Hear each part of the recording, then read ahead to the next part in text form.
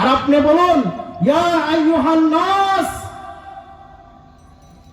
ইন্নী রাসূলুল্লাহি ইলাইকুম জামিআ, হে মানব সকল, নিশ্চয় আমি আল্লাহর পক্ষ থেকে তোমাদের সকলের নিকট প্রেরিত একজন রাসূল। সুবহানাল্লাহ।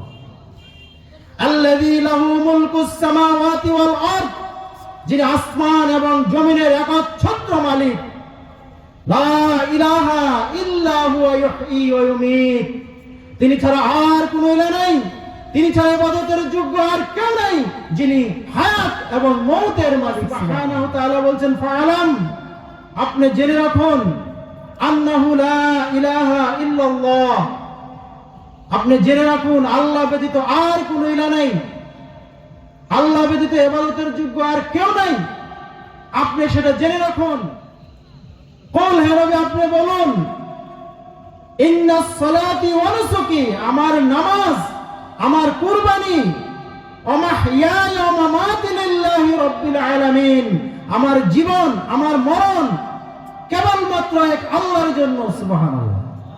তাহলে মুহাম্মদ সাল্লাল্লাহু আলাইহি সাল্লামের নামাজ কার জন্য? আল্লাহর জন্য।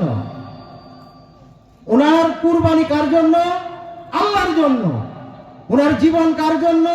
আল্লাহর জন্য। ওনার মরণ কার জন্য? আল্লাহর জন্য। আপনি বলুন, লা শারীকা লাহু, তার সাথে কোনো শরীক নেই। There is no partner on her. আপনি সালাত আদায় করুন এবং কুরবানি করুন কার জন্য? আল্লাহর জন্য। তাহলে মুহাম্মদ সাল্লাল্লাহু আলাইহি সাল্লামের নামাজ কার জন্য ছিল? আল্লাহর জন্য ছিল। মুহাম্মদ সাল্লাল্লাহু আলাইহি সাল্লামের নামাজ কার জন্য ছিল? আল্লাহর জন্য ছিল। মুহাম্মদ সাল্লাল্লাহু আলাইহি সাল্লামের কুরবানি কার জন্য ছিল? আল্লাহর জন্য ছিল। সুবহানাল্লাহ। তারপর তিনি বলছেন, আ'বুদ রাব্বাকা হাত্তা ইয়াতিয়াকাল ইয়াকিন, আপনি ইবাদত করুন আপনার রবের। কার ইবাদত করেন?